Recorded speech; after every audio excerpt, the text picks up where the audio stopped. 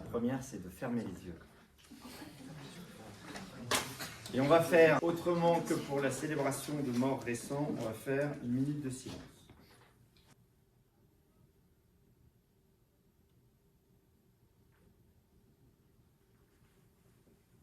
On va pouvoir calmement ouvrir les yeux. C'est bizarre ce truc. Qui s'est dit c'est sympa ce truc? Qui est suisse? Qui s'est dit bon, quand est-ce que ça s'arrête? On n'est pas là pour ramasser du muguet, il serait temps qu'on commence. Qui s'est dit j'aurais bien aimé que ça continue. Qui s'est dit sur un malentendu je peux dormir sans le passer.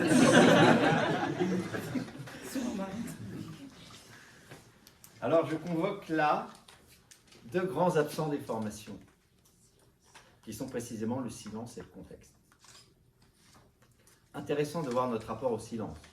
Il y a deux sujets sur le silence. Il y a un côté psychologique, il y a des gens pour lesquels le silence est forcément coupable. C'est un peu genre, qu'est-ce que j'ai encore fait, quoi? C'est Jamel, c'est trop calme. J'aime pas trop beaucoup ça. Je préfère quand c'est un peu trop plus moins calme. Donc c'est soit qu'est-ce que j'ai encore fait, soit qu'est-ce qui va m'arriver. Intéressant. Il y a des gens pour lesquels le silence, vous voyez, il y a un rapport à l'activité qui est de l'ordre de l'activisme. Il y a des gens qui détestent le silence. Il faut que je fasse un truc. Si je fais rien, il va arriver des embrouilles, il sera de ma faute. Et d'ailleurs, le monde meurt parce que je suis en train de rien faire. Donc, premier sujet, domestiquer le silence, c'est prendre sa vraie place. Ça me vient tout de suite, mais au passage, le monde est déjà sauvé. Le sujet, c'est pas de sauver le monde, c'est d'accepter son salut et de prendre sa part de fécondité. Mais le monde est déjà sauvé. Après, pourquoi le silence? Parce que le silence, on va parler beaucoup de discernement, le silence est la condition pour voir l'invisible. On ne peut pas avoir accès aux choses essentielles si on ne sait pas se taire. Et écoutez, on est à Notre-Dame de Louis. L'histoire, vous avez vu l'histoire? Ça s'appelle comme ça parce que le roi s'est lourdé dans la forêt et puis il a cherché, il a appelé tout le monde et puis il y a des compagnons de chasse qui l'ont enfin écouté. Il a appelé ça pour ça. C'est quand même prédestiné. Dans un monde qui n'écoute plus, dans un monde ballotté par les notifications Instagram, Story, Snap, on ne peut pas avoir accès à l'essentiel si on ne sait pas se taire. Parce que c'est en se taisant qu'on descend dans ces profondeurs pour voir les lames de fond. Exemple, Jeanne d'Arc. Vous prenez tous les experts militaires de l'époque, ils peuvent tous vous dire, alors je vais vous expliquer, la sortie de crise, il faut faire une alliance avec les Armagnacs, hein, et vous allez voir, on va passer par là. Les autres, ils vont vous dire, non, non, il faut combiner, il faut passer par la Normandie. D'après vous, c'est quoi le point de bascule de la guerre de 100 ans, c'est quand? Une petite tête historique. Ça va être l'occasion de découdre tous les badges histoire indûment mérités. Le courant. Avant. Le point de bascule. Hein? Encore avant. Orléans, c'est la première concrétisation. C'est la manifestation de la bascule, mais ce n'est pas encore le point de bascule. L'épicentre de la bascule, c'est quand? Et vous? Avant. Après. Quand je me suis mis à cheval, là. Ça, jusque-là, c'est un départ, mais c'est pas gagné encore. Quand elle rencontre le roi. Oui, quand elle rencontre le roi. C'est où? Chinon. Château de Chinon. Qu'est-ce qui se passe? Qu'est-ce que fait le roi fourbement? Il se cache. Ouais, il se déguise, il se met dans l'assemblée.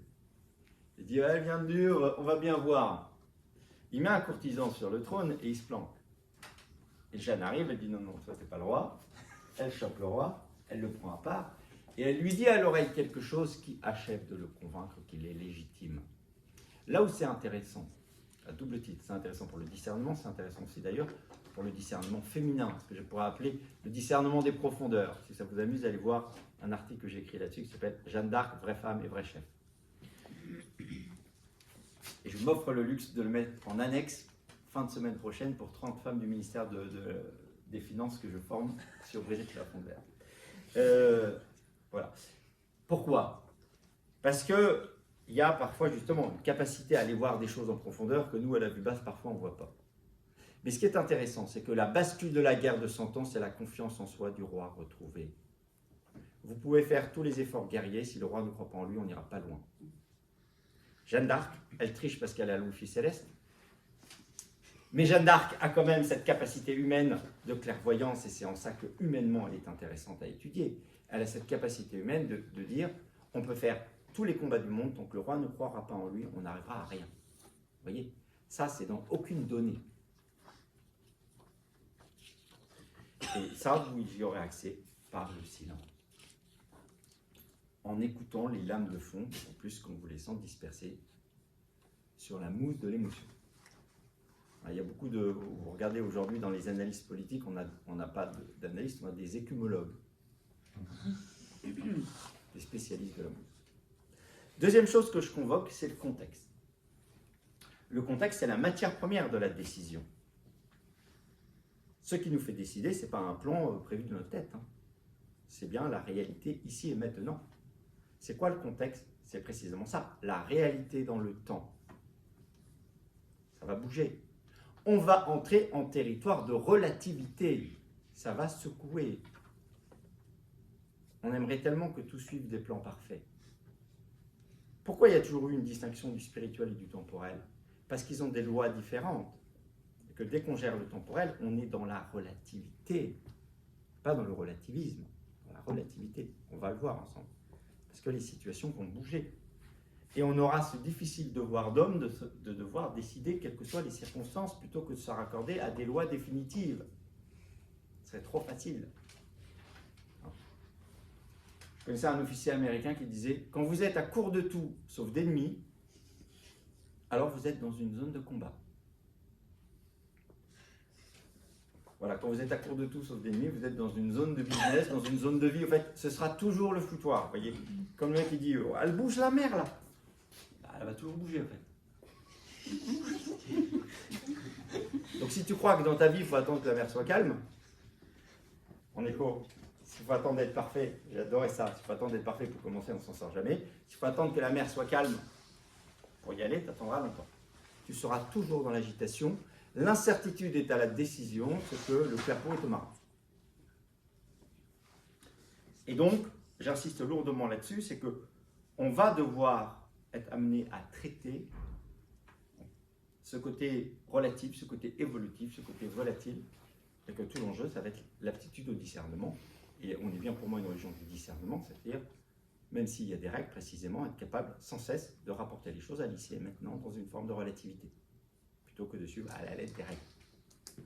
Au passage, vous verrez en entreprise, tout chef qui vous dit, voilà, on va arriver lundi, on va passer, on va faire ça, ça va se passer comme ça, pas un chef. Ça me fait penser à une de mes nièces qui a mis à la fin de son livret de mariage, merci, l'organisation était parfaite, merci pour tout, cette journée était merveilleuse, tout a déroulé comme prévu. T'as imprimé ça il y a 3 jours, comment tu veux qu'on croie ton compliment, quoi. Et donc, à partir du moment où on arrive en territoire, encore une fois, de vie, eh bien, on est dans cette relativité. Vous savez comment Napoléon qualifie la manière dont il fait la guerre? On dit, comment faites-vous la guerre? Lui, le grand stratège. Hein? En dansant. En dansant? Ah non, c'était pas trop... Alors ça, c'est quelqu'un d'autre. C'est Michel Sardou, mais... C'est pas vraiment un guerrier, mais... Il dit, on engage, puis on voit. On engage, puis on voit. C'est le terrain qu'il faut. Alors, on va continuer. Je vais vous poser quelques questions. Quand même faire un peu travailler le matin. Pour vous, c'est quoi la qualité principale d'un chef? C'est un meneur. Un meneur? Quelqu'un qui prend des décisions. Quelqu'un qui prend des décisions, justement. Quelqu'un qui sait écouter. Quelqu'un qui sait écouter. Quelqu'un qui accompagne. Quelqu'un qui accompagne. Écoutez aussi. Écouter aussi. L'humilité. L'humilité. L'exemplarité. L'exemplarité. Mis en confiance. Mis en confiance. Abnégation. Abnégation.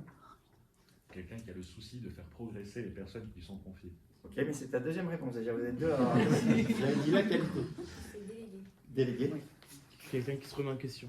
Quelqu'un qui se remet en question, Et qui assume aussi ses décisions. mais qui assume aussi ses décisions. Qui unit vers un objectif. qui unit vers un objectif. C'est pas mal là. Non, non, la troisième fois, ça passe.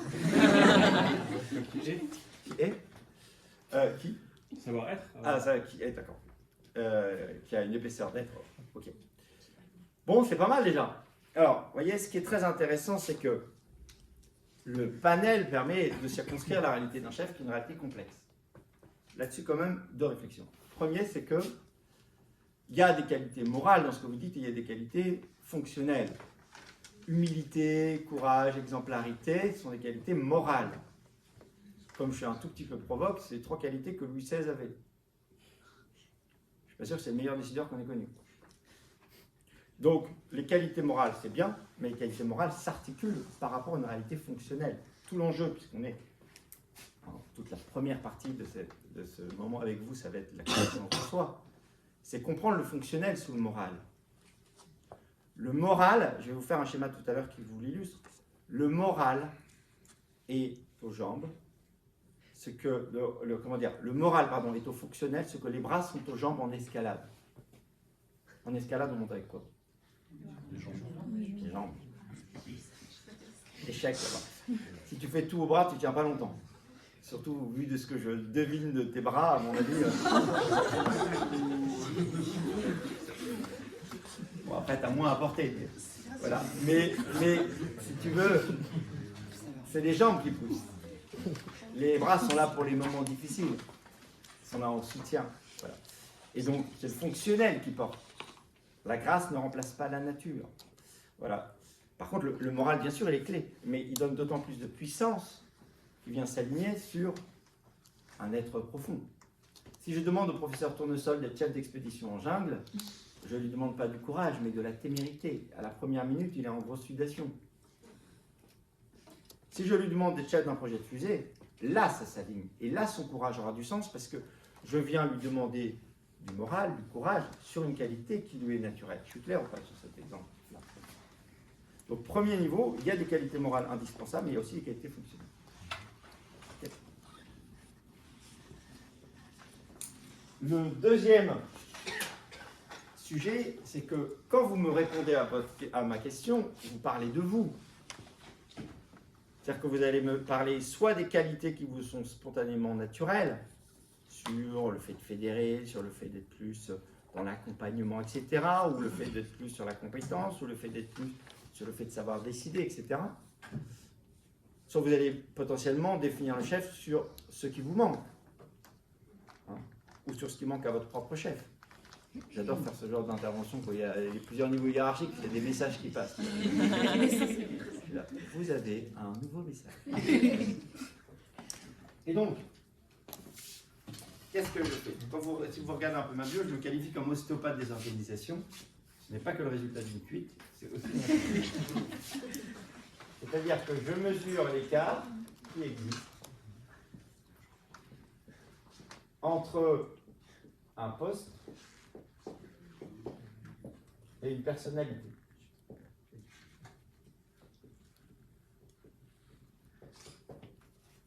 Parce que ici, potentiellement, il y a une crampe. D'après vous, si je mets Einstein, directeur des opérations dans une entreprise, je le mets en position de confort ou de crampe? On est d'accord? Voilà.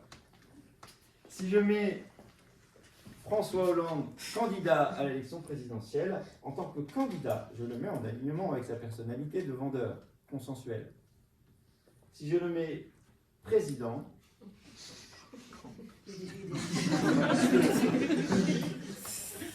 c'est-à-dire que là, tout c'est clair. Je viens de vous résumer 40 ans de vie politique française avec un schéma.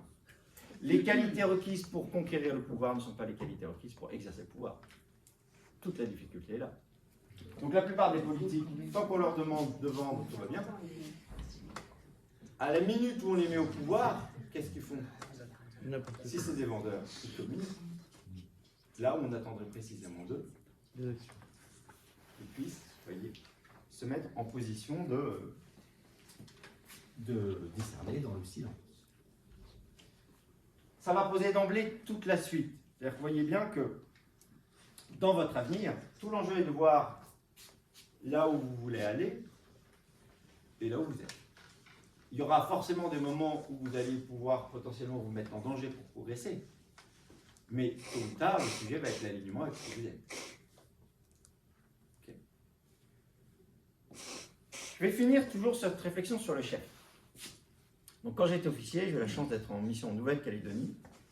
Et là-bas, le chef de corps de l'époque, un jour, nous réunit tous les officiers. Et il nous pose cette question-là. Il nous dit, d'après vous, qu'est-ce qui fait l'officier? Je vous pose cette question. D'après vous, qu'est-ce qui fait l'officier? Qu'est-ce que vous diriez? Qu'est-ce que vous entendez par faire l'officier? Quelle est la qualité intrinsèque qui est la plus attendue de lui? Savoir gérer une situation qui n'est pas prévue. Donc savoir gérer une situation imprévue, c'est vrai que plus on va penser, c'est vrai. La confiance en lui. La confiance en lui, c'est vrai, mais c'est vrai aussi des échelons intermédiaires. Moi, j'allais redire l'abnégation. L'abnégation, qualité morale, mais pareil à tous les niveaux, allez demander. Le sang-froid. Le sang-froid, c'est vrai. Écoute et décision. Écoute et décision. Si vous connectez écoute et décision, savoir gérer des situations non prévues, ça donne quoi comme qualité? C'est quoi la qualité qui permet ça? S'adapter. Adapté. Fédéré, voilà, Sarkozy est un fédérateur, je suis pas sûr que ce soit le meilleur décideur. L'adaptation. Hein? L'adaptation. L'adaptation, ça joue, mais voilà, on peut s'adapter et subir. Je dis souvent aux militaires qui se définissent que comme s'adapter, je leur dis s'adapter, c'est une ambition de pâte à modeler. Faut pas s'étonner d'être tordu après, quoi. Donc c'est une qualité, mais s'il n'y a pas de direction, elle ne suffit pas. Prendre du recul. Prendre du recul, si on connecte toujours prendre du recul, décider, gérer les situations, c'est quoi la qualité qui permet ça? Discerner. C'est presque dans le titre. Pourquoi école du discernement? Discernement. La réponse a été le discernement. Pour moi, ça a été un énorme déclic. Pourquoi? Pour deux raisons. D'une part, parce que moi, je suis un miracle scolaire. J'ai redoublé 3 fois. J'ai fait Saint-Cyr lettres, mais il devait y avoir un contrat emploi-solidarité cette année-là, je pense. Je pense. On va dire que je fais partie des vendanges tardives. On sait tous que c'est Château Yquem et c'est le meilleur. Voilà. Mais très tardif, quoi. Cube limite d'âge, mention de fou. J'ai haï l'école de toutes mes tripes. Je ne regardais pas le cours, mais la cour. C'est beaucoup plus intéressant. Je découvrais quoi? Je découvrais soudainement qu'on me parlait d'une qualité dont on n'avait jamais parlé, qui me paraissait pour une fois naturelle. Premier sujet. Deuxième sujet, je m'apercevais qu'à tout prendre. Toutes les qualités d'un chef sont vaines si elles ne savent pas s'articuler sur celle-là. Parce que savoir tout sur tout, c'est une ambition de dictionnaire. Et un dictionnaire, on ne l'emporte pas à la guerre. Déjà parce que c'est trop lourd. Faites une gaine de parrain un jour, un sac de montagne, vous verrez ce que vous prenez. Et deuxièmement, un dictionnaire, ça a tout prévu, sauf l'imprévu. C'est ballot quand même, parce que votre métier, c'est l'imprévu. J'avais une phrase que j'ai découvert récemment, une phrase que j'adore, qui est de Clémenceau sur les polytechniciens. Un Saint-Cyrien, forcément, va aimer une phrase sur les polytechniciens. Il y a des polytechniciens dans la salle, on ne sait jamais. Que le scoutisme aurait pu sauver. Enfin, voilà. Le fait de s'apercevoir que derrière ce bulbe géant, il y a un corps qui bouge. Enfin, voilà, des découvertes importantes à faire dans notre vie. Et donc, Clémenceau disait des polytechniciens, ils savent tout, mais rien d'autre. Elle est magique cette phrase. Ils savent tout, mais rien d'autre. La vie opérationnelle, la vie professionnelle, c'est le rien d'autre. À la minute où tu mets les pieds dans ton métier, tu t'aperçois que tu n'es pas là pour recracher des articles de dictionnaire. Tu es là précisément pour prendre la mesure de situations qui bougent, qui sont relatives et évolutives, etc. Ta vie, c'est le rien d'autre. Et pour ça, la qualité qui est appelée à mesure que tu grandis, c'est le discernement. C'est quoi le discernement? Je vous donne une première définition, je vous en donnerai une deuxième tout à l'heure. C'est l'art de donner aux choses la portée qu'elles méritent. Ça, c'est grave. Ça, c'est pas grave. Vous voyez, au niveau de l'État, à tous les niveaux, ce qui manque, c'est ça. C'est que comme on est sur tous les sujets, vous voyez, hein, il y a encore ce qui s'est passé avant-hier, quand dès qu'il y a un incident, le président court pour aller voir ce que c'est, à quel moment il y a quelqu'un qui est capable de tenir la barre, de trier, de laisser chacun à son niveau gérer les choses et d'insister sur la gravité. Balader. l'art de donner aux choses la portée qu'elles méritent. Si on traite un vol de camion de pompier comme un vol de véhicule, ce qui était le cas en 2018, avec un rappel à la loi, on dit à tout le monde, c'est pas grave. Donc dans les 2 mois, on va démultiplier les attentes au camion de pompier. Plus vous allez monter dans la hiérarchie, plus vous avez besoin d'un chef qui ne soit pas juste une sorte de code sur pattes. Vous avez précisément besoin de quelqu'un capable d'apprécier les situations pour dire on s'en fout, on s'en fout, on s'en fout. Sandrine Rousseau, occupe-toi de ton barbecue toute seule si tu veux, mais on ne va pas te laisser de l'écho. Voilà. Par contre, là, ça c'est grave, et on va mettre le paquet. Et que quand on brûle un véhicule de policier garni avec 3 policiers à l'intérieur, si on traite ça comme un xème sujet qu'un magistrat va avoir dans sa pile, à quel moment on dit il y a un signal non franchissable? Et Ivry-sur-Seine, vous avez tiré la mauvaise carte, et donc on va vous passer pièce par pièce parce qu'on ne fait pas ça, parce que sinon c'est pas gérable. Si on ne fait pas ça, qu'est-ce qui se passe? Quand il y a les émeutes, c'est dans tous les sens, puisque c'est pas grave. On attend d'une autorité cette capacité d'écoute intérieure qui dit ce qui est grave et ce qui ne l'est pas, et concentre ses efforts sur ce qui le mérite. Je suis clair ou pas là-dessus? Pourquoi je le dis? Parce que c'est vrai d'un chef et sera vrai pour vous, capitaine de votre vie. Vous serez au moins capitaine de vous-même. Pour beaucoup d'ailleurs, c'est le plus difficile. Cette bestiole qu'on trimballe à tous les niveaux, quelle que soit la circonstance, vous serez convoqué là-dessus. Et notamment quand les cas non conformes se présenteront à vous. Quand et quoi? Les cas non conformes dans votre vie. Vous savez, quand on vit des moments historiques, il n'y a pas un avion qui passe dans le ciel en disant vous vivez un moment historique, il est l'heure d'avoir des... Voilà. Ah bah merci, ok. Ouais, c'est bon, je vais être courageux. Non, il va falloir vous autodéterminer. Pour ça, il faut avoir une capacité autonome de discernement. Ok? Alors, on a bien compris ça.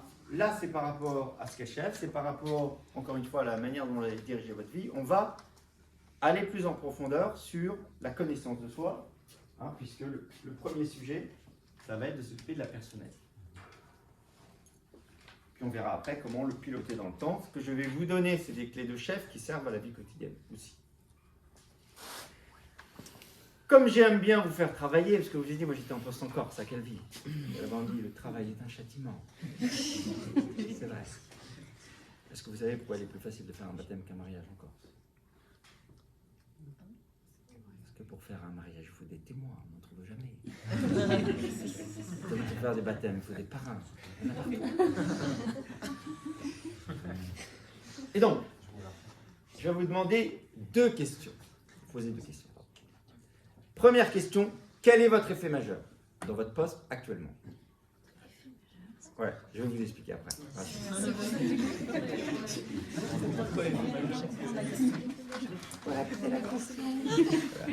Quel est votre effet majeur? Deuxième question, quel verbe caractérise ce dans quoi vous vous sentez le plus légitime? Je reviens sur l'effet majeur. Effet majeur, notion militaire, clé qui permet de comprendre où se joue l'action. Je vous donne 3 exemples. Quand vous faites du saut en hauteur,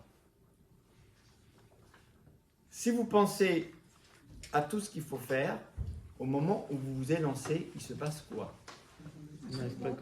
Voilà, soit on saute pas, soit on se mange la barre. On est d'accord?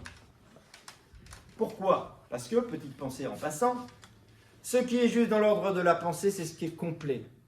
Ce qui est juste dans l'ordre de l'action, c'est ce qui est simple. C'est le problème des lois françaises. 50% des lois françaises ne sont pas exécutées. Parce qu'elles sont super bien faites, elles ne sont pas opérables.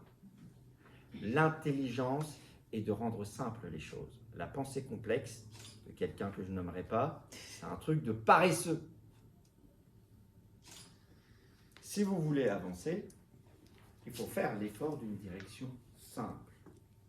Et donc, si je reprends mon cas, si vous voulez sauter en hauteur, il faut partir en pensant pied d'appel.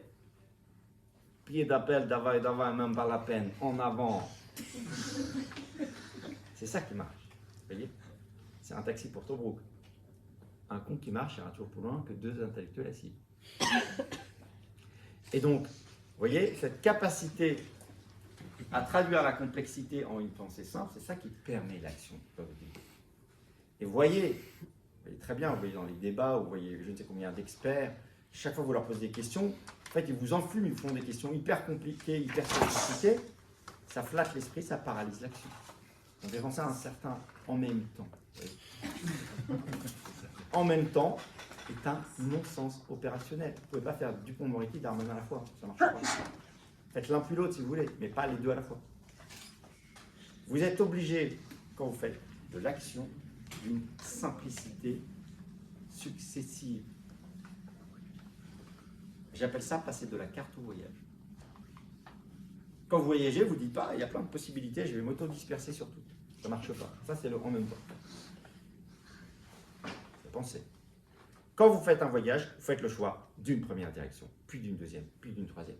Vous faites ce que j'appelle donc du monodirectionnel successif. Et la grosse difficulté, c'est ce travail de concentration. Il est majeur. Parce que pour avancer, il ne faut pas s'auto-défendre par des directions multiples, il faut faire l'effort d'une direction. Et on le verra un peu plus tard, avec le fait d'abolir chez vous la peur de vous tromper. Parce qu'on sera toujours dans de l'imparfait. Deuxième exemple. Si vous faites Top Chef, il faut 3 qualités. Bonne présentation, un bon accueil et un bon plat. Si vous recevez belle maman à la maison, il faut 3 qualités. Bonne présentation, un bel accueil et un bon plat. Avec ou sans arsenic, en fonction et bien sûr du niveau de son héritage. Alors, vous avez beau avoir la même liste, vous n'avez pas le même effet majeur. D'après vous, quand vous faites Top Chef, c'est quoi votre effet majeur? Je vous donne la définition d'effet majeur. Le lieu où il faut que vous concentriez vos efforts pour que le reste aille de soi. Vous voyez, sur l'histoire du centre. Lieu où il faut que vous concentriez vos efforts pour que le reste aille de soi. Sur Top Chef, c'est quoi? Le plat. Le plat, vous êtes d'accord? Vous pouvez faire tous les efforts de présentation du monde, si votre plat est pourri, ça ne marchera pas. Par contre, si votre plat est exceptionnel, même si vous ressemblez à rien, au moins bien le jour de la présentation, vous serez choisi. Pour Belle Maman, c'est quoi l'effet majeur? L'accueil. Si je me prends pour Top Chef, que Belle Maman s'ennuie dans mon salon et qu'elle découvre au passage l'indigence de ma bibliothèque, j'ai tout faux. Mieux vaut me concentrer sur l'accueil, quitte à faire un plat moyen. Vu l'esprit? Je vous donne un troisième exemple. Quand vous êtes directeur commercial, vous avez je vais vous donner 2 possibilités. Soit vous avez 3-4 personnes, et donc votre effet majeur, ça va être convaincre. Convaincre le client et derrière, ça va suivre. Soit vous avez 50 personnes à manager en directeur commercial. C'est quoi votre effet majeur quand vous êtes directeur commercial de 50 personnes? Est-ce que c'est toujours convaincre le client? Ça va glisser sur quoi? Pas exactement convaincre, mais en tout cas, ça va aller sur les salariés. D'accord? Donc, votre effet majeur, ça va être créer les conditions de motivation de votre équipe. Hein? Si vous continuez à vous croire commercial tout seul, comme font beaucoup de directeurs commerciaux qui continuent à être Mr. Colgate, vous voyez, le matin, c'est combien tu vas? C'est commerciaux. Ben voilà, vous auto-prouvez que vous êtes bon, mais vous n'êtes pas dans votre vrai sujet. Votre sujet, c'est bien de glisser sur vos commerciaux pour qu'eux vendent. On est d'accord là-dessus? Donc la question que je vous pose, jusque-là vous étiez peinard, mais vous avez commencé à être en souffrance, c'est dans votre job actuel, quel est votre effet majeur? Quand vous réfléchissez à votre métier, ça se joue où en fait? Je suis clair ou pas? Deuxième question, quel est le verbe qui caractérise ce dans quoi vous vous sentez le plus légitime, le plus vous? Voilà. Picoler ou dormir, ça ne marche pas. C'est déjà pris. J'ai présenté l'appellation. Alors, qui veut se lancer?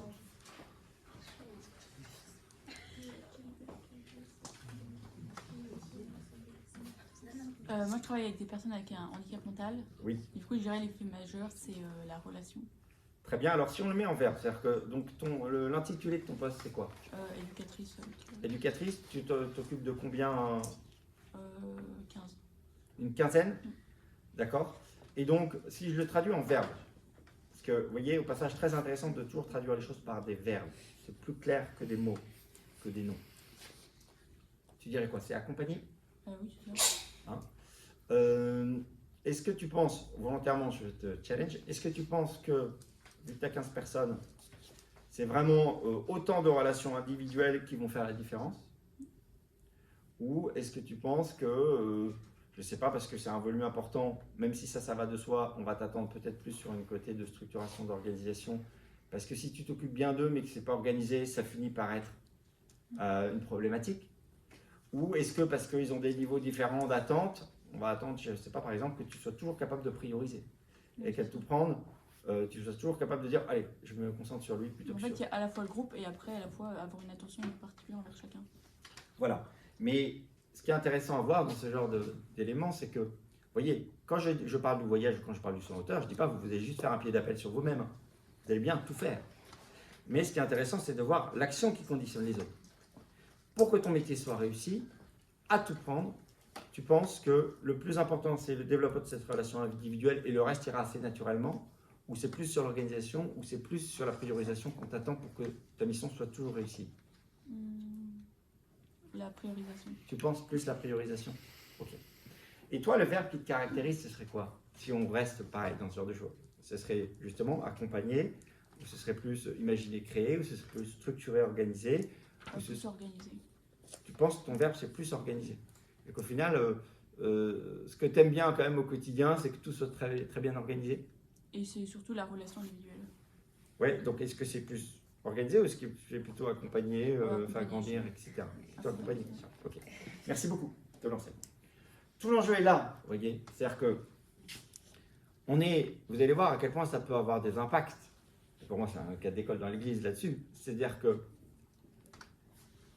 on peut comprendre, on peut développer une qualité dans un univers, mais si ce n'est plus la priorité de cette qualité, ça pose un problème. C'est-à-dire que toi, tu es dans un cas d'école où, bien évidemment, tu es dans une configuration où la relation va être majeure, et donc accompagner ces personnes-là est majeur. Mais si tu arrives à un niveau où tu en as tellement à gérer que tu peux plus tout les gérer, sinon tu vas te faire bouffer par ceux qui demandent plus que les autres, et que du coup tu vas négliger les autres, et que du coup tu vas te retrouver en partant d'une bonne volonté dans une situation où tu n'es plus en capacité de vivre ta mission. Et donc tu vois bien que ça va être la grosse difficulté, par exemple, encore une fois, ici comme pour mon commercial, que tu changes d'échelle et que la qualité qu'on attend de toi n'est plus la qualité pour laquelle au départ tu étais rentré. Et ta mission te convoque sur un lieu de priorisation.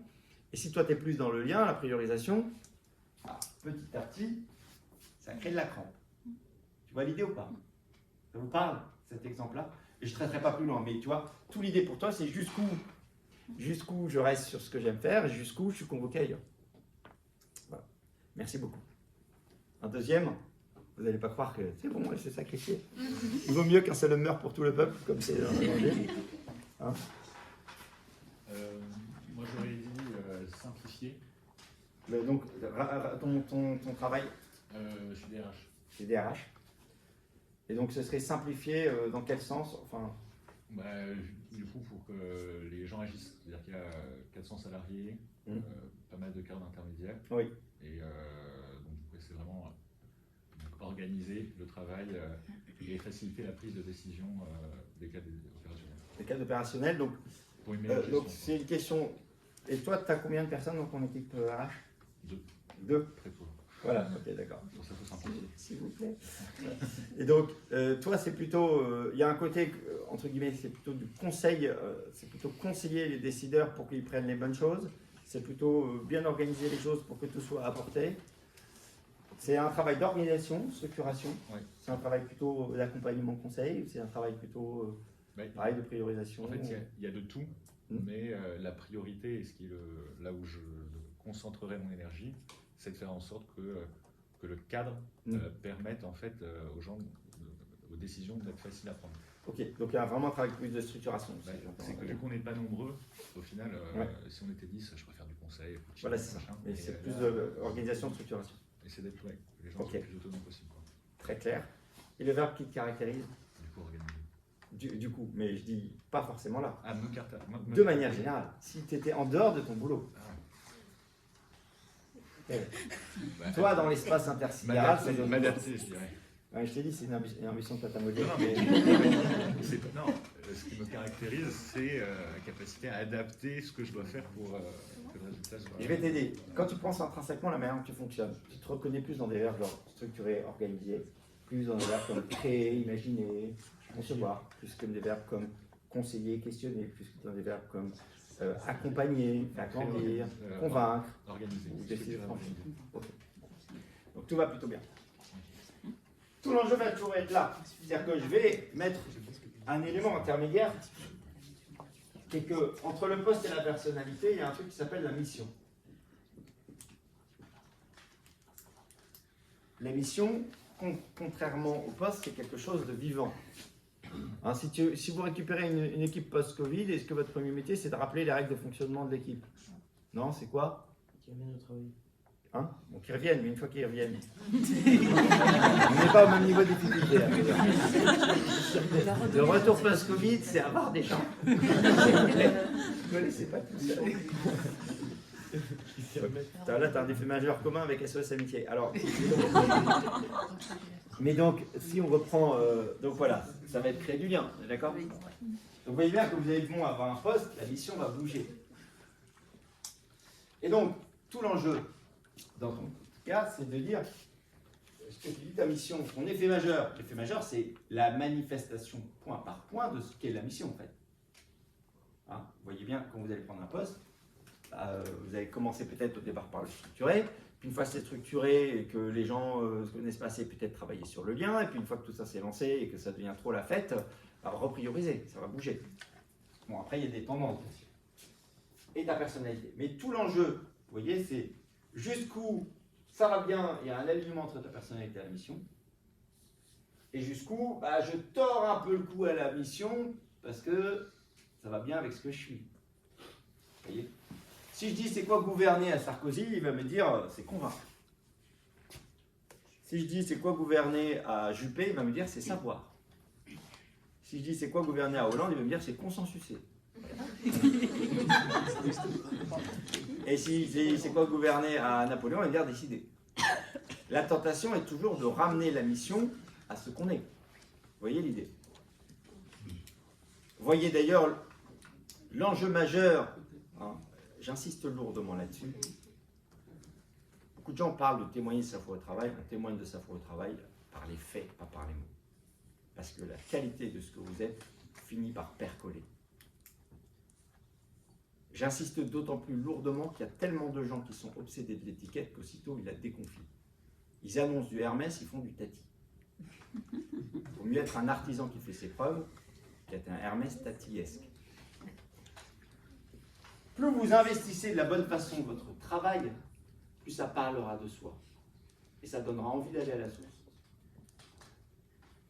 Et donc, tout l'enjeu est de toujours prendre en compte et de faire évoluer ce que tu dois vivre tout le temps, de faire évoluer son effet majeur par rapport à ce que demande la mission, là où c'est le but un peu de ce travail-là, de bien prendre en compte qu'on peut inconsciemment continuer à développer des qualités sur un lieu par rapport à ce qu'on est, mais ça finit par dérailler. Je l'évoque dans mon bouquin, c'est le cas d'un Emmanuel Faber. C'est très bien d'avoir des idées loin, des idées de fond et des idées de long terme, mais si on ne l'incarne pas, parce que diriger, c'est pas simplement développer des idées, c'est bien vivre dans l'ici et maintenant, on finit par mettre en difficulté ces idées. Emmanuel Faber n'est pas parti parce que ses idées étaient mauvaises, il est parti parce qu'il n'y avait pas de résultat, et il est parti parce qu'il avait parlé d'une modalité où il fallait par exemple que tout le monde participe, et comme c'était un créatif un peu rigide, comme l'était Steve Jobs, il était en contradiction géante de son programme. Parce que sa personnalité ne correspondait pas exactement à la mise en œuvre de ses idées. Tu es clair ou pas sur cet exemple? Est-ce que ça rejoint l'éthique? Comment? Est-ce que ça rejoint l'éthique? Oui, ça rejoint l'éthique, mais l'éthique pour moi, ça passe par le fait d'être soi. Plus tu es... si on parle d'éthique, phrase de Napoléon aussi, désolé, mais sincèrement, forcément souvent... il n'y a pas de plus grande immoralité que de faire un métier que l'on ne sait pas. Et donc, mais le C, du coup, c'est pas l'être. Le C, il y a un côté apprentissage, mais là, ce que je veux apporter en plus, c'est qu'il y a forcément tôt ou tard quelque chose qui est lié à ton être. C'est que tu peux avoir la meilleure volonté du monde pour faire un métier, mais si c'est vraiment pas toi, tu finis par créer des difficultés pour tout le monde. Deviens ce que tu es, c'est ça, c'est te mettre à l'écoute de ton talent plutôt que de dire je vais sauver le monde en inventant ce que je veux être. On revient à l'écoute. À l'écoute de ce que je fais, à l'écoute de là où je suis convoqué. On revient. On est bon ou pas là-dessus déjà? C'est bon? Bien compris cette dimension, effet majeur, poste. Bien comprendre qu'on peut avoir plein de qualités, mais que dans un poste, on est convoqué. Hein, et que pour que ça marche, il faut être capable de comprendre là où le poste vous convoque. Est-ce qu'on est? Je vous donne un dernier exemple. Là, il y a un soulagement général.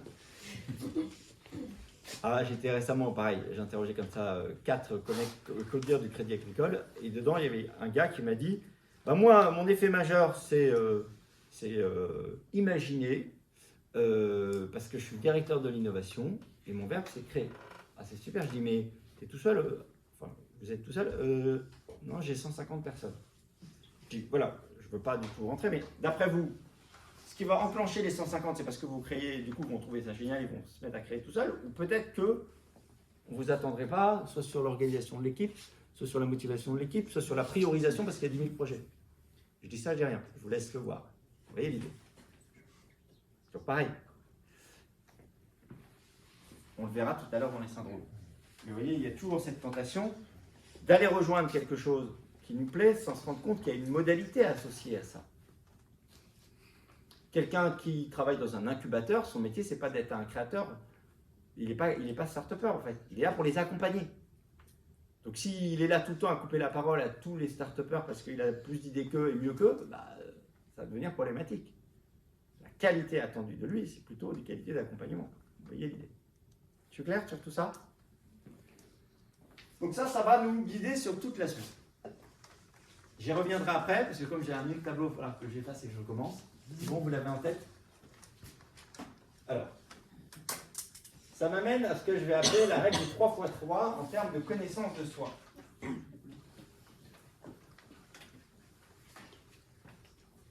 Première règle, ce que j'appelle les 3 couches de la personnalité. Vous voyez, on l'a vu déjà là, et je vais vous les mettre simplement en forme.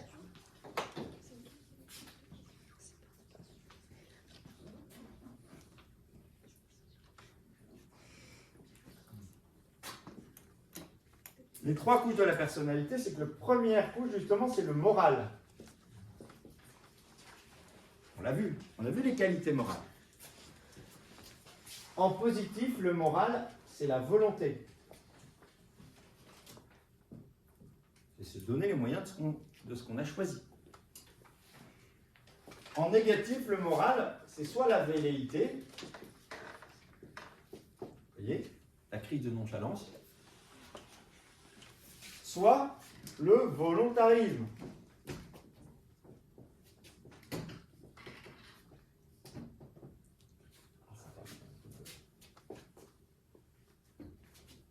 Ça, c'est du volontarisme. Et le volontarisme,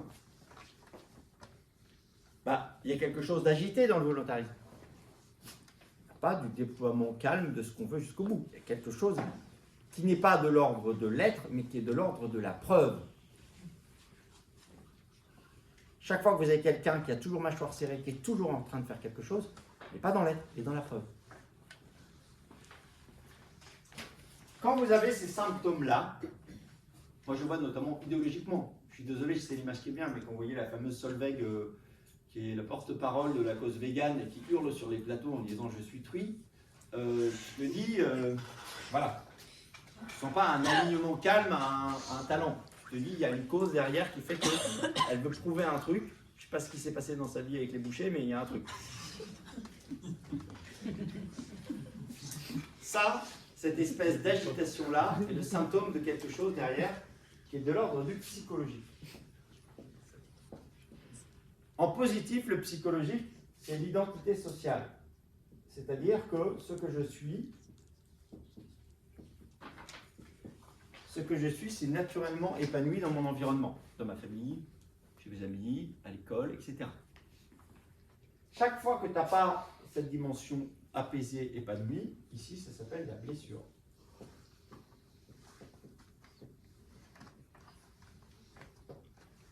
Quand tu as du volontarisme ou de la volonté, tu as la blessure derrière. Le symptôme, il est là. Là où je veux vous emmener, c'est que vous regardez aujourd'hui, on a déjà beaucoup progressé sur le psy, ce qui est très bien, et souvent on s'arrête là.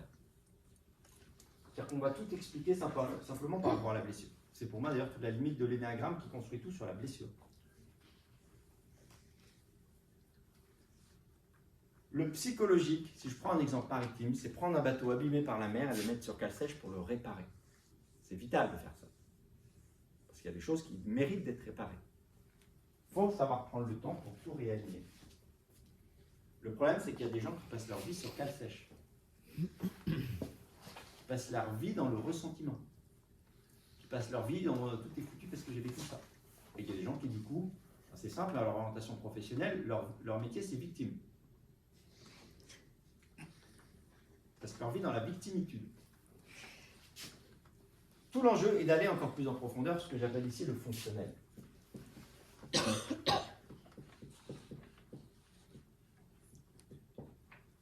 Et le fonctionnel, c'est quoi? C'est la posture naturelle. C'est l'ADN, c'est ce que vous êtes avant toute forme de déformation sociale. C'est pas parce que vous êtes mal accueilli que vous n'avez pas un talent qui est là. C'est pas parce qu'il a été blessé qu'il n'est pas là.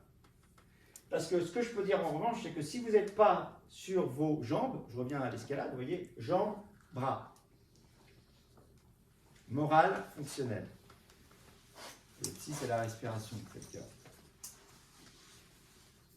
Si vous n'êtes pas là, ici, ça s'appelle la crampe. C'est-à-dire que vous êtes à contre-emploi. Je vous donne un exemple. Si j'ai par exemple un père qui est très expert, souvent comme ça, un père ou une mère très expert, depuis que je suis petit, avoir de la valeur, c'est avoir une expertise, parce que être professionnel, c'est être expert. Que je suis quelqu'un qui est très dans la relation, qui est un génie relationnel, ou qui suis très dans la décision, un génie contextuel, qu'est-ce qui se passe? Ça va être ce que j'appelle la double peine. Pour ceux qui s'amusent, il y a un article sur mon site qui s'appelle « Tu es belle, ma blonde... » Tu es... Non, Vous allez retrouver.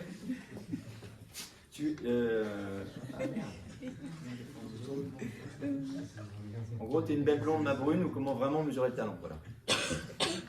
C'est-à-dire que si je suis dans une famille où le référentiel c'est être blond et qu'on te dit qu'être beau c'est être blond, t'attends la fin de l'été avec 3 reflets mordorés pour dire regardez, je suis un peu blond. Et donc tu n'entends jamais, c'est la double peine. C'est-à-dire que tu vois bien que tu es laborieux pour la blondeur, mais tu n'entends jamais qu'être brun c'est être beau aussi. Voilà. C'était une belle blonde, ma brune, comment on va dire.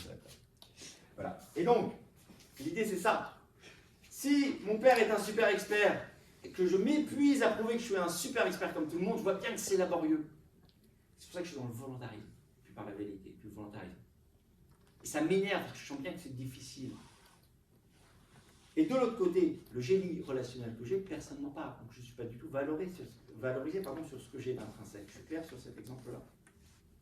Chaque fois qu'il y a quelque chose ici qui est déréglé, c'est que je suis dans la preuve, je ne suis pas dans l'être. Et qu'est-ce qui se passe? C'est qu'à mesure que je maintiens ma position dans un métier qui n'est pas moi, je suis en mode crampe. Parce qu'à un bout d'un moment, ce n'est pas tenable. Si Einstein avait un père manager et qui dit oui, moi je suis capable d'être manager comme tout le monde, donc je vais être directeur des opérations, voilà, crampe. Je suis clair là-dessus? Alors qu'à partir du moment où on révèle à Einstein qu'il est un génie créatif, tout s'aligne. Voilà. Et donc, ce qui est très intéressant d'ailleurs, c'est que pour moi, je considère que mon métier, j'ai fait ça beaucoup en tant qu'orienteur, c'est de remettre le bateau à la mer. Ce qui va enfin vous libérer, c'est avoir une possibilité d'action par vous-même, non pas dans une preuve, une consolation éternelle, même si elle est nécessaire aussi, mais parce que, étant rétabli sur vos jambes, vous pouvez même sauter à pieds joints sur le psy et mettre le moral en alignement. Parce que vous faites la preuve des choses par rapport à votre talent. Et donc vous n'êtes pas tout le temps en train de regarder à droite, à gauche, on vous valide.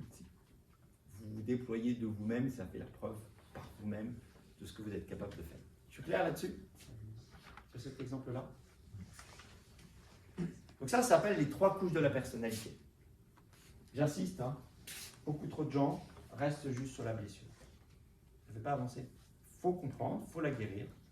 Mais la meilleure manière de guérir la blessure, c'est de redéployer votre talent et vous apercevez que voilà, vous êtes attendu sur un lieu de fécondité, qui sera 100 fois plus consolant et 100 fois plus capable de vous remettre en position d'être heureux, qu'en voulant à tout prix comprendre et guérir la blessure. Donc, du coup, je peux effacer là ou non? Oui, si tu peux. Ouais. Peut-être le ramener Plus de sang. pour que ce soit dans le... Hop, là, comme ça, on va faire ça. On va fermer les yeux.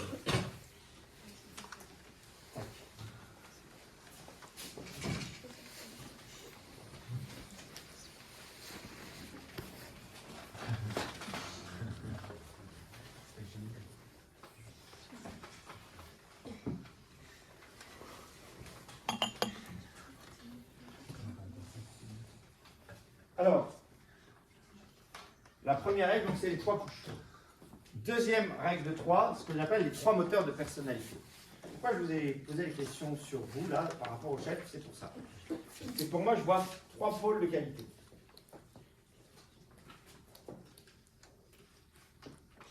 On a des qualités cérébrales. On a des qualités relationnelles. Et on a des qualités décisionnelles.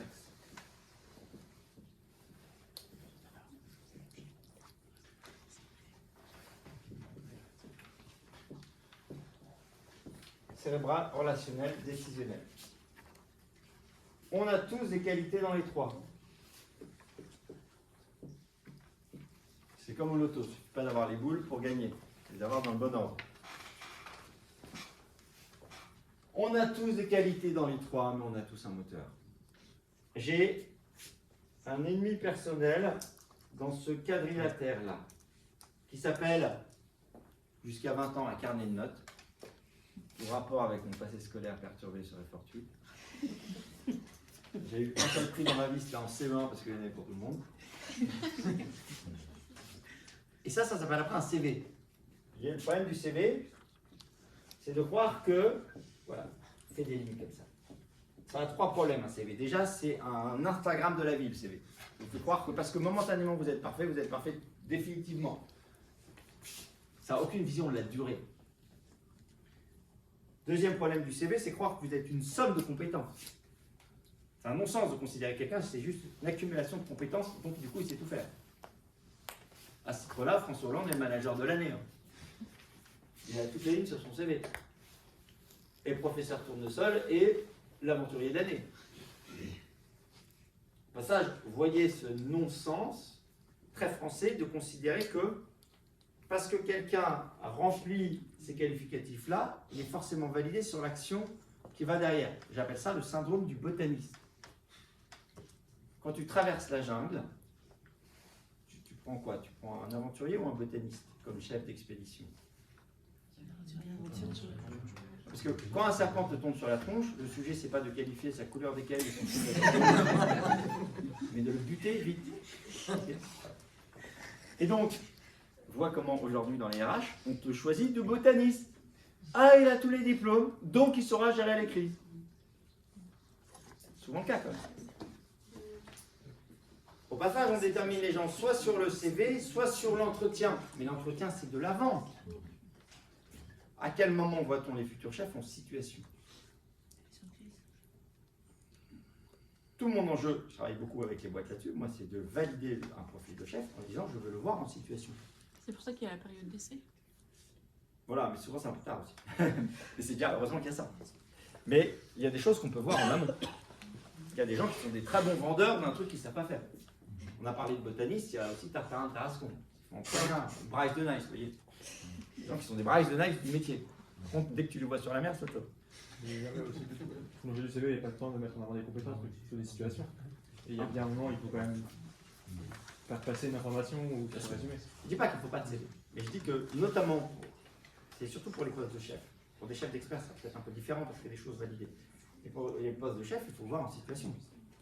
Moi, j'ai eu des cas collectors. J'ai travaillé beaucoup avec beaucoup d'incubateurs sur l'évaluation des porteurs de projets, notamment aussi les fonds d'investissement qui demandaient un avis avant un investissement. J'avais des cas qui disaient non, bah là oui, bien sûr, un chef, ce qui compte c'est la décision de terrain. Le mec, il avait vu mon site avant, qui me mettait tous les mots-clés, quoi. Ça tombe bien, on va faire des situations. Là, il se passe quoi? Là, le mec, ce serait pas arrivé parce que j'aurais prévu. Il dit, écoute, ça tombe bien, tu peux me donner ton emploi du temps de la semaine prochaine? Tu peux me dire où sont tes emmerdes, qu'on sache à l'avance? Ah oui, parce que tu sais tout. Donc, vous voyez, j'insiste là-dessus. On évalue un comportement en situation. Et c'est intéressant par rapport à l'élève. Pas celui qui sait tout sur tout qui saura gérer la vie. C'est celui qui aura la présence d'esprit. Et troisième sujet, et j'insiste là-dessus, c'est qu'il y a un mal très français qui est de dire être bon, c'est être bon partout. C'est un mythe scolaire, ça n'existe pas les gens bons partout. Il n'y a que des gens qui ont des bonnes notes partout, ça n'a juste rien à voir. Oui. Si vous prenez Bruno Le Maire, vous lui dites c'est quoi l'intelligence émotionnelle, le mec il vous fait un doctorat sur le sujet avec 282 slides. Vous lui dites écoute ça tombe bien parce que là j'ai Bibi qui a un moral de hamster, est-ce que tu peux lui parler? Pousse Bibi au suicide quoi. J'ai vu un mec, ça y est c'est décidé. Ce monde ingrat. Et puis j'ai compris comment il fallait recalculer la TVA. Bon voilà. Donc, vous voyez l'idée? Tu peux avoir tous les modules techniques sur un sujet, c'est pas pour autant que tu as la position comportementale pour. Aussi sûrement que tu fais pas la guerre avec des docteurs en histoire militaire. Alors ça tombe bien, je vais vous expliquer comment Austerlitz s'est passé. Tu as vu, les méchants, ils sont en face, on s'en fout d'Austerlitz, c'est plus des Russes, c'est plus des Autrichiens, comment on fait? Voilà. Combien de fois on fait toujours simultané? Okay. Donc, être bon, c'est être bon partout, ça c'est un mythe scolaire. J'ai une formule pour ça, qui est de dire il faut apprendre à être des surfeurs de vie plutôt qu'être des galériens du mérite. Il y a des gens qui passent leur vie à être des galériens du mérite. On revient sur ça. À prouver. Ils sont obsédés de prouver qu'ils sont bons. Plus vous vous recentrez sur votre talent, plus tout explose. Parce que c'est précisément un lieu de fécondité qui vous est donné de manière singulière. Et c'est parce que vous faites l'effort d'être dessus que, comme par hasard, tout vient. Si le professeur Lejeune, il avait voulu aller à Calcutta, parce que c'est bien, il faut s'occuper des pauvres, on aurait perdu un sacré talent. Bien joli d'ailleurs. Vous voyez, que de gens veulent faire les choses par volonté, parce que c'est bien. Parfois avec vraie générosité, mais sur le mauvais endroit. Que chacun soit là où son talent le convoque, parce que c'est ce dont on a besoin. Chacun a besoin d'apporter au monde ce qui lui manque, ça tombe bien. Votre talent singulier est précisément ce qui lui manque. On peut même dire ça d'ailleurs. On n'est jamais autant universel que quand on est singulier. Parce que quand on est singulier, on apporte au monde ce qui lui manque. Quand on veut faire comme tout le monde, on est universellement confondu. Je finis même là-dessus. Vous voyez, les meilleurs tennismen, c'est quoi? C'est pas les tennismen qui sont bons partout. C'est les tennismen qui sont excellents quelque part. Les bons partout, il y a des palanquets qui saturent et qui percent jamais le plafond de verre, justement. Celui qui va réussir à tout exploser, c'est quelqu'un qui a compris qu'il avait un talent singulier, qui va mettre le paquet dessus. Comment ça se passe? Je vous donne une formule et une image qui va vous aider là-dessus. La formule, elle est biblique. On est tous prêtres, Prophète et roi. prophètes et rois. Mais il y a bien des prêtres, des prophètes et des rois.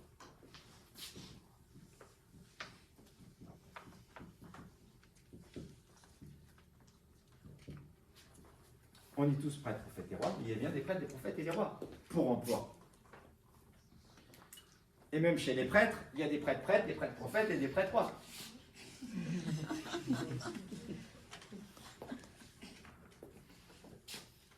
Il me reste 50 minutes, ou j'ai déjà. Il me reste 30 minutes. Ok, donc bien vu ça. Je vous donne un exemple qui va avec. L'exemple, c'est si je prends un médecin, Mère Teresa, ici. Un médecin expert-chercheur ou un médecin urgentiste, ils peuvent avoir sur le papier le même CV. La différence va être dans la durée. Si je mets 200 fois la même pathologie au médecin Mère Teresa, d'après vous, ça lui pose un problème ou pas? Non. Parce qu'il rencontre 200 personnes. Que son génie, c'est le génie de l'interaction.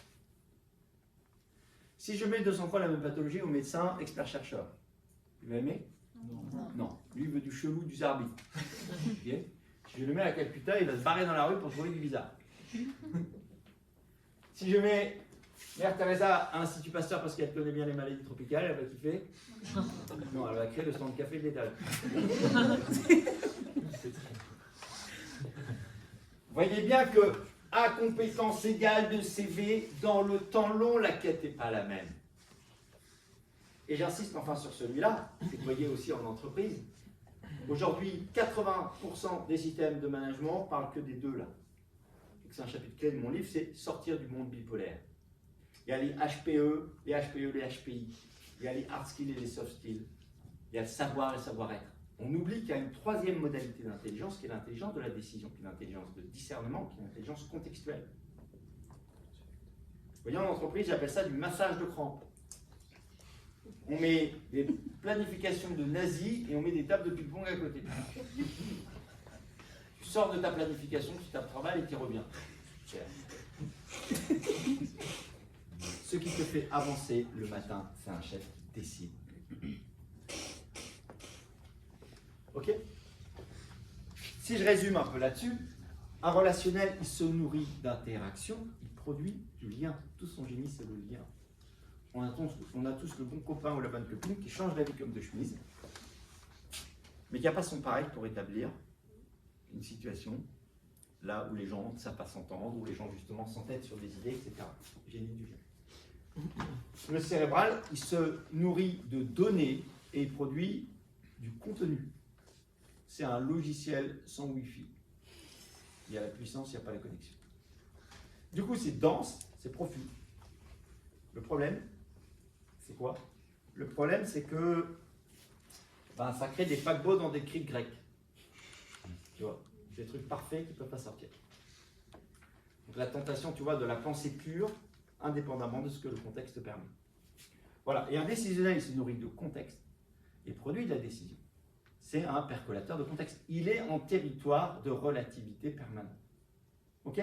Je vous donne un dernier exemple là-dessus. On va aller sur les syndromes, on ira un peu plus loin après. Si je donne du café à un cérébral, il me crée de la poudre.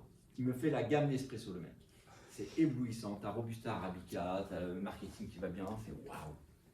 Tu fais quoi avec de la poudre toute seule? Tu la sniffes? Tu la bois pas. Les lois françaises, magnifiques, mais inopérables. Tu donnes des grains de café relationnels, lui il te crée l'ambiance Macumba Night. T'as ta fauteuil club, musique d'ambiance, lumière tamisée, t'es super bien. T'as rien dans le deuxième, t'es super bien. Un chef est un percolateur de contexte. Il te prend la poudre autant que, pas plus que. Il te prend l'eau autant que, pas plus que. Il te met ça à température contextuelle. Il te produit de la décision, c'est-à-dire un message contextuel et opératif. Contextuel, la décision qui va bien au bon moment parce que ça bouge. Opératif, parce qu'il crée les conditions de mise en œuvre. Beaucoup de gens donnent des décisions qui sont inopérables. Là où un chef semble plus lent et du coup plus teubé, à l'école par exemple, c'est qu'il produit un truc qui est certes pas aussi éblouissant que la gamme Nespresso, mais qui concrètement est de l'action en kit, parce que c'est opérable. Vous voyez l'idée? Dès que tu donnes une décision, il faut créer les conditions pour que ce soit exécuté, donc exécutable. Ok? Je suis clair là-dessus? Je pourrais en parler des heures, vous voyez, le sujet il est immense. Ce que je veux simplement vous dire par rapport à vous, être capitaine de sa vie, c'est sentir, même si vous allez vivre plein d'expériences, ce que vous produisez de singulier. Est-ce que vous produisez d'abord du contenu pour vous sentir exister, idées, conseils, expertise? Est-ce que vous produisez d'abord plutôt du lien, même s'il y a du contenu, mais votre quête c'est le lien? Ou est-ce que vous êtes plutôt quelqu'un de contextuel qui produisait de la décision? Et auquel cas, c'est dans un périmètre comme ça qu'il faudrait être. Je suis clair? Voilà, c'est le problème de nos évêques, on a beaucoup de préfets, en fait, pas beaucoup. Et il y a quand même une mission de gouverner. C'est bon là-dessus? Je vous avais parlé des 3x3, je finis là-dessus, ce que j'appelle les 3 syndromes. On pourra revenir dessus si vous voulez dans la question. Les 3 syndromes, c'est le syndrome du hara. C'est pas parce que je suis passionné de cheval qu'il faut être manager de hara. Parce qu'en fait, je gère les stocks de foin et je ne veux pas en boire de ma journée. Donc souvent, on choisit une thématique qui nous plaît sans se rendre compte que c'est la modalité qui va nous intéresser. Donc si je suis bar tabasse, vaut mieux que j'aille créer hors du cheval, mais créer, plutôt que d'être manager de haras en plein univers équin, mais sans jamais pouvoir créer et à gérer des stocks de foin. Vous voyez l'idée? Donc souvent on va faire juste des choix de thématiques qui nous intéressent. On va dire l'école c'est clé, du coup je vais être directeur d'école. Si tu n'as pas une personnalité de directeur, le problème c'est que tu vas rendre beaucoup de gens malheureux, à commencer par toi. Donc ça c'est le premier syndrome. Deuxième syndrome qui est la traduction de ça, c'est le syndrome que j'appelle du taxi. Le syndrome pardon, de la Ferrari. Le syndrome de taxi c'est le troisième. Le syndrome de la Ferrari c'est si je suis chez Ferrari depuis toujours et que mon kiff c'est d'avoir du monde dans ma caisse, le problème c'est Ferrari. C'est fait pour tout sauf pour ça. Donc arrête de dire ouais mais Aston Martin c'est mieux. Non mais finalement Lamborghini. Arrête de changer de métier sans avoir pris conscience qu'en fait c'est la modalité qui allait t'épanouir. Si ce que tu veux c'est avoir du monde dans ta caisse, je suis désolé mais le monospace est ton ami. C'est moins prestigieux mais ça te rendra plus heureux. Clair là-dessus? Il y a beaucoup de gens qui par diplôme et autres suivent des emplois qui ne correspondent pas à la modalité d'exercice.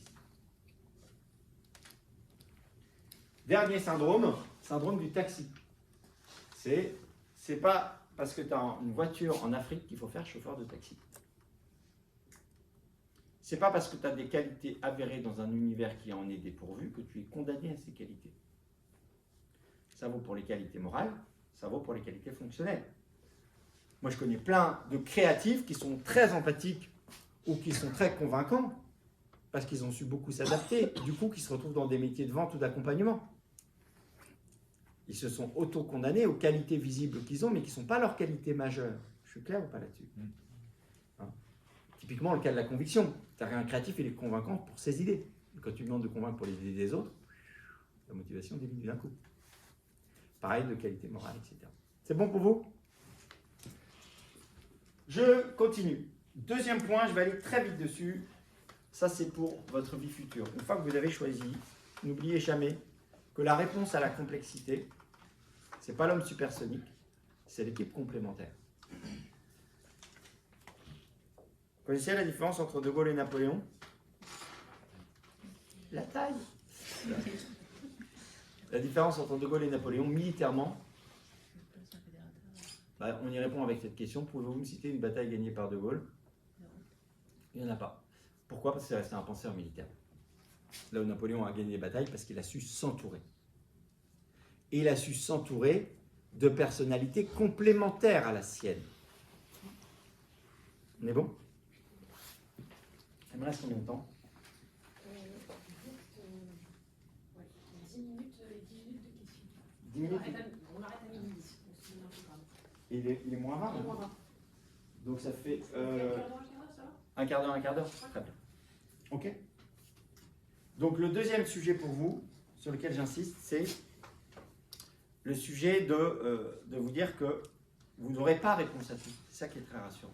Si je file la métaphore religieuse, il faut des trinités professionnelles. Il n'y a que Dieu qui est tout. On est condamné à interdépendre et c'est une heureuse condamnation. C'est parce que chacun va dans son talent que tout se complète. Mais l'idée, c'est bien de mettre les bonnes personnes au bon endroit. On a souvent, en France, vous voyez bien la difficulté, c'est qu'on a donné souvent le leadership à des gens qui étaient soit des cérébraux, soit des relationnels. Qui du coup, soit enferment dans un plan, soit enferment dans une volonté de vivre ensemble qui ne permet pas à la mission de se déployer. Que chacun soit à sa place et tout ira bien. J'insiste pas sur cette partie-là, on pourra y revenir dans les questions. Dernier point, que je dirais régner dans la durée. Comment, on a beaucoup parlé de personnalité, comment créer les conditions pour traverser les difficultés. D'accord? Là-dessus, on va travailler un peu sur deux niveaux. La réflexion sur le discernement et la réflexion sur les décisions un peu du courant. Je vous ai donné une première définition du discernement. Vous vous en souvenez? C'est-à-dire de donner aux choses la portée qu'elles méritent. Il y en a une qui suit. Je vais vous le montrer maintenant en termes de fonctionnement. Le discernement, c'est de l'écoute accumuler jusqu'à l'évidence. Écoute, écoute, écoute, jusqu'à ce que l'évidence nous saisit. C'est la mer de Renault. C'est pas l'homme qui prend la mer, c'est la mer qui prend l'homme. C'est pas l'homme qui prend la décision, c'est la décision qui prend l'homme. C'est quoi l'évidence? Je vous définis l'évidence par opposition et après en positif. L'évidence, ce n'est pas un raisonnement. Ce n'est pas une certitude. Ce n'est pas un consensus et ce n'est pas un fantasme. On est sur la partie la plus nodale des choix de votre vie future. Si je résume, l'enjeu sera d'objectiver la subjectivité. C'est-à-dire qu'il y a deux pôles. Il y a le raisonnement pur, c'est la pure objectivation. Il y a la subjectivité pure qui est le fantasme. Comment on marie les deux? C'est l'évident. Le raisonnement, c'est de croire qu'on arrive à voir les choses par suite logique. C'est Sandrine Rousseau qui nous dit « Non mais en fait les émeutes c'est parce qu'ils étaient pauvres. » Ah bah oui. Et pourquoi ils n'ont pas pris les rayons alimentaires? Non, parce que les fringues de marque c'est vachement important pour les. Ça c'est la logique. C'est de dire, forcément Fillon va être élu. Les gens disent, voilà. Ça s'est vachement passé comme ça. Ou c'est de dire qu'on choisit son futur conjoint sur une liste de critères. Alors mesdames, je vous ai réunis pour vous donner votre classement. Le truc de tête, je pense que ça va vachement bien se passer comme ça. Au passage, pour ceux que ça intéresse, j'ai fait une masterclass et un podcast sur la décision amoureuse avec Thérèse Argot. Voilà. Il y a un podcast qui est en accès libre et une masterclass qui est payante, mais qui décline sur 15 étapes comment faire les choses. Mais j'aime beaucoup les exemples amoureux parce que ça parle tout de suite. Donc le raisonnement, vous voyez, c'est de dire simplement par accumulation de critères comment je vais faire mon choix. Vous savez bien que ce n'est pas comme ça que ça se passe. Si je vous dis, pareil, si je vous dis cette personne elle est parfaite pour vous, vous allez me dire elle est peut-être parfaite en soi, mais pas pour moi. On peut dire ça comme ça. La logique dit ce qui est bon en soi, le discernement dit ce qui est bon maintenant pour moi. Ça fait toute la différence. J'insiste encore lourdement. La vie, ce n'est pas le canal du Midi avec écluse numérotée. Il n'y a pas une vie qui est préinscrite, il faut à tout prix que vous y correspondiez. Parce qu'on passe son temps à se comparer, à se dire zut, est-ce que je suis dedans ou pas? Ça, c'est une fabrication scolaire. Il y a la bonne réponse quelque part. La décision parfaite n'existe pas. Une décision parfaite en embuscade, c'est une décision où tout le monde est mort. Une décision parfaite en embuscade, c'est une décision pourrie, vite prise et pas trop mal exécutée. On est dans l'imparfait. Et donc, la vie, c'est un torrent de montagne qui n'arrête pas de rebondir. Votre mission, c'est le canaliser. Si vous êtes tout le temps en train de vous référencer dans votre tête à quelque chose qui serait parfait, vous allez passer votre vie à faire des choix de preuve et pas des choix d'être. Des choix de correspondance. D'où le fait d'écouter. Donc le raisonnement, vous voyez, c'est une suite logique qui peut vite dérailler. La certitude, c'est l'intelligence de dictionnaire. C'est les gens qui ont déjà les cases pour tout, vous voyez. Donc à chaque fois qu'on leur soumet un truc, ils vous coupent la parole parce qu'ils savent déjà. J'appelle ça les Lucky Luke de la décision. En apnée totale. Typiquement, un gars que j'accompagnais qui me dit bah, c'est simple, moi on m'a expliqué ce que c'était que manager, on m'a dit que je viens de prendre mon poste, on m'a dit que ce mec-là n'était pas bon, je le dégage. Fastoche. À quel moment tu as rencontré le gars? À quel moment tu t'es fait? Tu as pris la mesure de ce qu'il était, tu as vu son chef, tu as pris conscience que c'était peut-être son chef qui avait besoin de t'accompagner plus que lui. Ça, c'est la certitude. Ce n'est pas un consensus, je vais vite là-dessus, le consensus, c'est l'obsession de tomber d'accord. Et quand on fait ça, on se retrouve souvent à côté du sujet. Ça s'appelle les accords de Munich. Le petit moustachu va se calmer, tout le monde est d'accord? Ouais, tout le monde est d'accord. Ben voilà, c'est vachement réglé. Okay. Et ce n'est pas enfin le fantasme. Le fantasme, c'est la tentation d'un monde, encore une fois, on commençait par là, très émotionnel, qui est d'être ballotté, comme ça, de point en point, sans cesse. Exemple, si je file la métaphore amoureuse, hein. Si vous, mesdames, vous croisez Pierre Ninet qui vous regarde avec les yeux de l'amour, sinon c'est Louise Bourguin qui fait pareil, on se dit, enfin quelqu'un qui me prend à ma juste valeur. Il est temps. Louise, ne bouge pas, j'arrive. Voilà. Mais quand tu penses à la réalité de la vie qui t'attend avec Louise ou avec Pierre, je ne suis pas sûr que c'est la vie dont tu rêves vraiment. Tandis que quand tu rencontres ton futur conjoint, tu auras ou pas l'effet waouh de départ, il n'empêche que par petites touches répétées comme une marée, s'installera en toi l'évidence que c'est avec cette personne-là que tu voudras continuer. C'est de l'impressionnisme intérieur. C'est la petite touche qui devient portrait. Bien vu pour ça. Vous voyez bien que ça se passe à l'intime, mais ça se passe à l'intime avec un critère très simple, qui est notamment le critère de répétition. En gros, il y a 3 règles de l'évidence. 1, la paix, bien sûr. La paix donne les conditions pour que les choses se passent. L'agitation fait dérailler. 2, la répétition. C'est pour ça que je parle pour ça du jokari de l'évidence. Toujours avoir Région du Jardin pas loin quand on parle d'un acteur. OSS 117 si tu nous entends. Voilà. Et donc le jokari, c'est que pour vous, très concrètement, quand vous avez une vraie réflexion sur un sujet, repoussez-le pour voir s'il revient. Ok ? Repoussez-le pour voir s'il revient. Si je reprends l'exemple amoureux, c'est ce qui différencie le coup de foudre fantasme du coup de foudre évidence. Le coup de foudre fantasme, vous pouvez le faire vivre à toute force en vous disant si je le lâche, il va disparaître. Ça pue. Si c'est vraiment un coup de foudre sur la base des personnalités, tu peux t'apaiser et te remettre à distance, ça reviendra. Et c'est précisément en défocalisant, et c'est précisément en rencontrant d'autres gens, c'est précisément en faisant d'autres choses que ça s'imposera de soi. 3e critère, c'est que ça s'installe l'évidence. T'as beau faire, ça s'installe.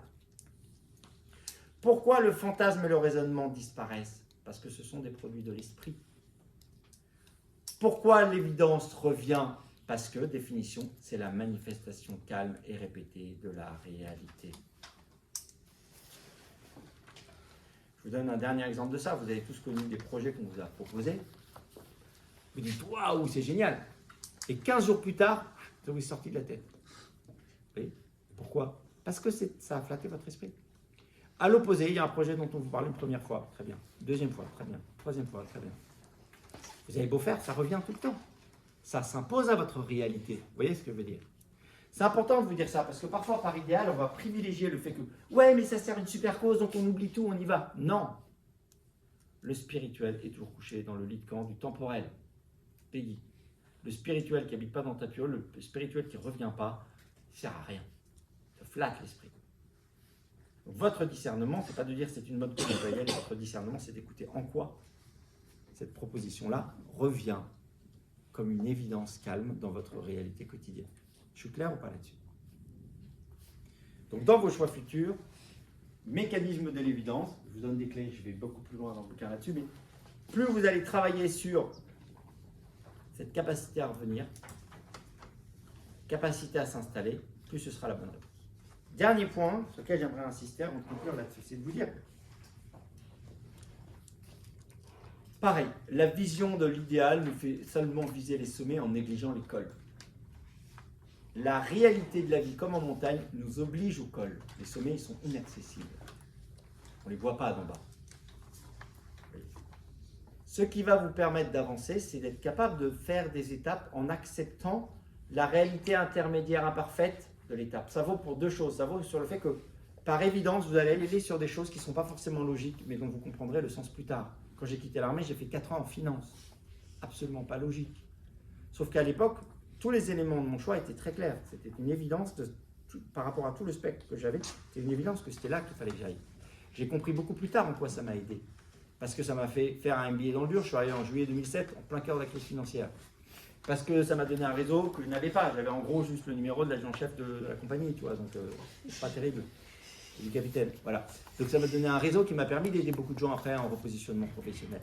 Et ainsi de suite. Vous voyez, gardez cette image du col et des sommets. Quand tu vas à un sommet, tu ne vas pas tout droit. Tu passes par des cols. Accepter la réalité temporelle, c'est accepter des choix intermédiaires par clairvoyance intérieure beaucoup plus que par calcul. Parce que le calcul va te remettre à chaque fois dans tous ces trucs-là. Logique de preuve.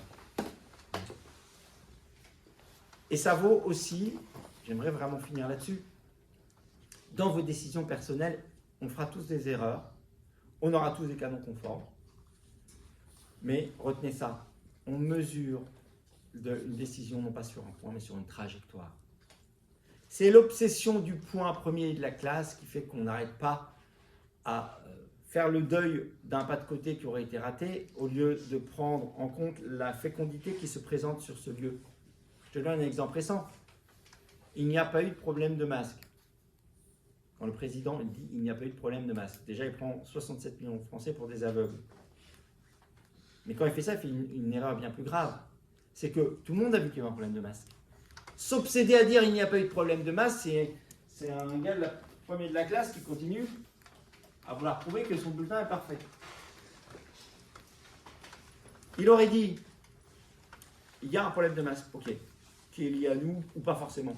En attendant, il y a je ne sais combien de machines à coudre dans le pays. On va transformer cette difficulté en élan général. On va le corder en élan local et on va rattraper ça tout de suite et on va faire de cette déconvenue l'occasion servie sur un plateau d'aller beaucoup plus loin, beaucoup mieux, beaucoup plus fort face à cette difficulté. Non seulement ça aurait produit son effet de fécondité attendu, mais on aurait aussitôt oublié l'erreur. Parce qu'on aurait vu en quoi elle était le support d'un renouveau. Je suis clair ou pas là-dessus? Dans votre vie, c'est pareil. Vous apercevez en permanence que ce qui semble une petite difficulté intermédiaire, si vous prenez le temps de la laisser décanter, même cette erreur intermédiaire, c'est toujours un lieu de fécondité. Et ça se mesure par une écoute intérieure. En conclusion, je vous dirai ça. Je suis prêt à répondre à vos questions. Le sujet est immense. C'est de vous dire, votre enjeu, c'est là que c'est intéressant de voir comment le naturel se marie là au spirituel. Votre enjeu, c'est de passer de l'excellence à la présence. Il y a beaucoup de gens excellents qui ne produiront jamais rien. La présence à soi. Plus vous êtes présent à vous-même, plus vous êtes connecté à votre talent, plus vous apportez au monde, encore une fois, ce dont il a le plus besoin, c'est-à-dire votre singularité. De la présence aux autres. Parce que, bien sûr, on s'en sort toujours en collectif. Et dans la présence aux autres, j'insisterai sur quelque chose d'inattendu. La présence aux autres, y compris dans leur force de contradiction. Entourez-vous de gens capables de vous donner la vérité des prix. Le point commun entre Macron et Poutine, c'est l'absence de contradicteurs dans l'entourage immédiat. C'est dommage. Ça fait dérailler de la réalité. Il faut autour de vous des gens capables de vous ramener sans cesse à la réalité. Troisième présence, présence au contexte. En fait, encore une fois, profondément, c'est ce qui va vous apaiser. Plus vous écoutez, plus vous êtes rejoint par la réalité de ce qui vous attend. Ça se lie à l'intérieur. D'où le silence par lequel on a commencé. D'où aussi la solitude. Faites des cures de solitude. Plus vous êtes seul, plus vous domestiquerez les éléments à l'intérieur de vous. Petite étape. Je finis par une très belle devise de militaire. Désolé, c'est du basique. Hein. Petit bon, petit con, grand bon, grand con. Je vais me faire des petits bons. Merci. Merci.